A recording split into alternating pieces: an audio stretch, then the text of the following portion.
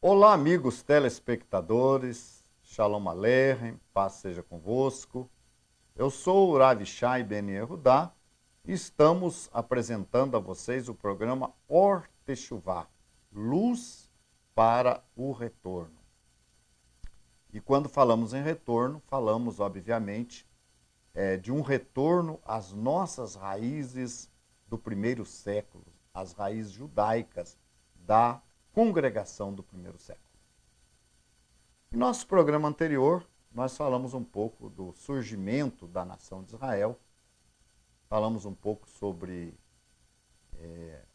Abraão, nosso pai, Avino, falamos um pouco sobre ali a saída do nosso povo do Egito e a entrega a outorga da lei de Deus e ali a declaração, o casamento da nação de Israel com Deus quando aceita a proposta de Deus para ser a nação sacerdotal e diz solenemente que tudo que o Eterno falou, a nação de Israel obedeceria. A gente enfocou também a questão de Israel não ter imposto nenhuma condição para Deus. Faremos e entenderemos. Quer dizer, entendia depois, mas faria. E aí que está o grande problema das nações. Por que Deus criou a nação de Israel? Porque as demais nações não tinham o menor interesse. Elas estabeleceram os seus próprios deuses. Elas se espalharam pela face da terra, criaram os seus próprios deuses de acordo com... Normalmente, as religiões idólatras têm uma característica muito particular das nações idólatras, é que essas nações não têm os seus deuses para elas obedecerem. Elas têm seus deuses para as servirem. É por isso que o gentil, ele está sempre correndo atrás de coisas. Ou seja, aonde oferece a ele uma prosperidade, riqueza, saúde, dinheiro, é aí que interessa. Uma certa vez Yeshua falou, olha, não sejam solícitos pelas coisas, pelo que é a vez de comer e pelo que é a vez de beber, pelo que é a vez de vestir, porque os gentios fazem isso. E o nosso povo, a nação de Israel, quando essa nação aceitou aquele casamento com Deus, aquela proposta de ser a nação sacerdotal, ela não exigiu nada em troca. Faremos e obedeceremos. E a gente sabe que ao longo dos anos, dos séculos, Israel tem pago um preço alto por essa identidade. As perseguições, o antissemitismo, é um preço altíssimo que o nosso povo paga, os sofrimentos decorrentes disso aí, por aceitar ser a nação sacerdotal.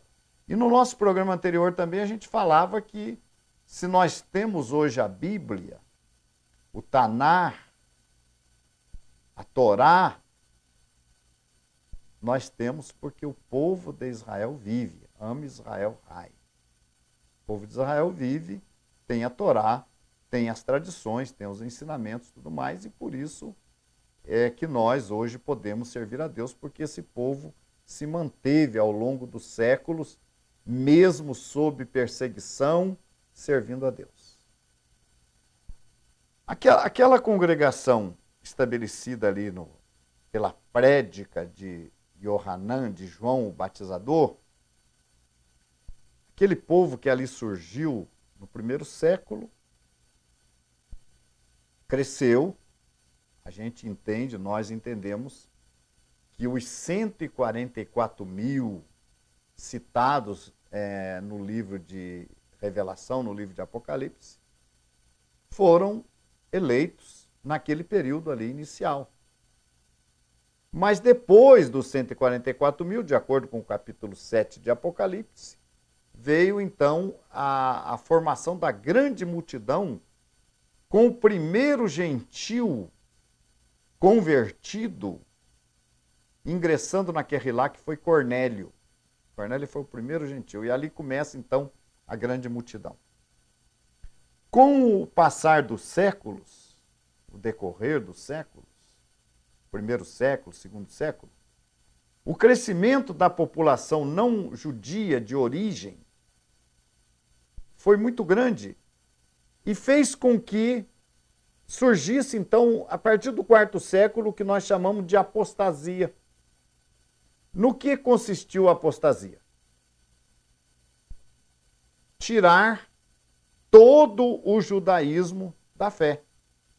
Tudo aquilo que havia de judaico naquela congregação, que era originalmente judaica, no decorrer desses 3 séculos iniciais, ela passa a perder o seu judaísmo, com o crescimento da população não judia dentro da congregação. E aí, decide-se, com o apoio dos imperadores pagãos, como Constantino, retirar daquela congregação todo vestígio de judaísmo.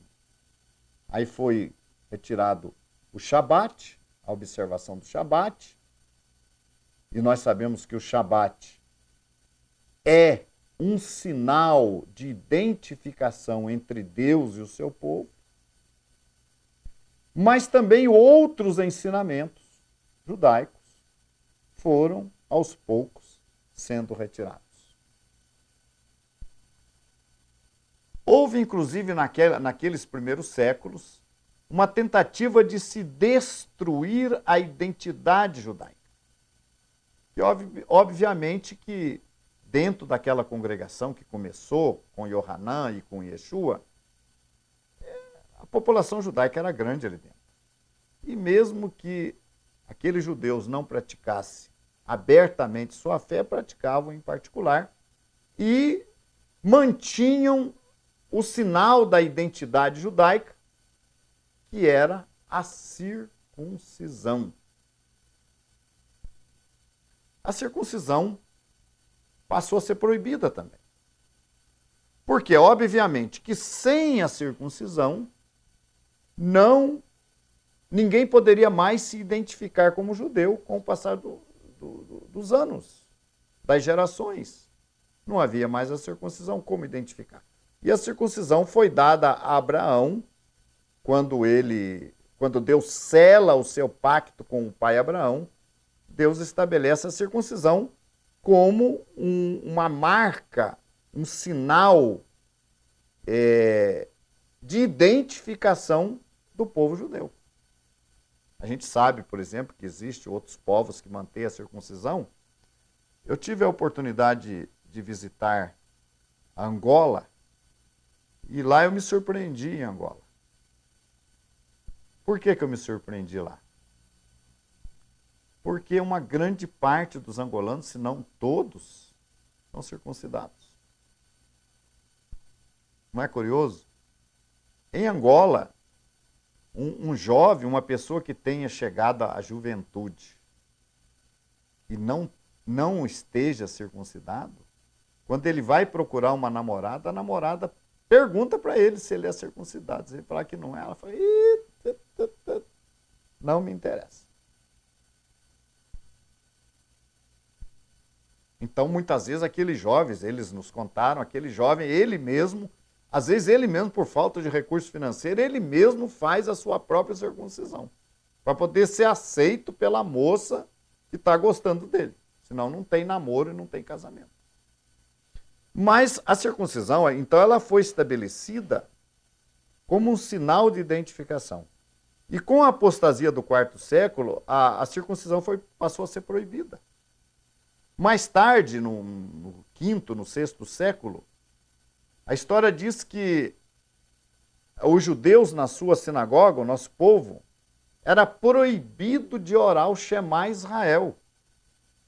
Então, eram colocados guardas imperiais dentro das sinagogas, acompanhando os serviços sinagogais, para impedir que fosse feita a oração Shema Israel. Por quê? Porque o Shema Israel confessa a fé num único Deus. Shema Israel, Adonai Eloheinu, Adonai Echad. Ouve Israel, o Eterno é nosso Deus, o Eterno é um. Então era proibido fazer essa oração. Confessar, mesmo na sinagoga judaica, que não tinha nada a ver com a religião dominante daquela época.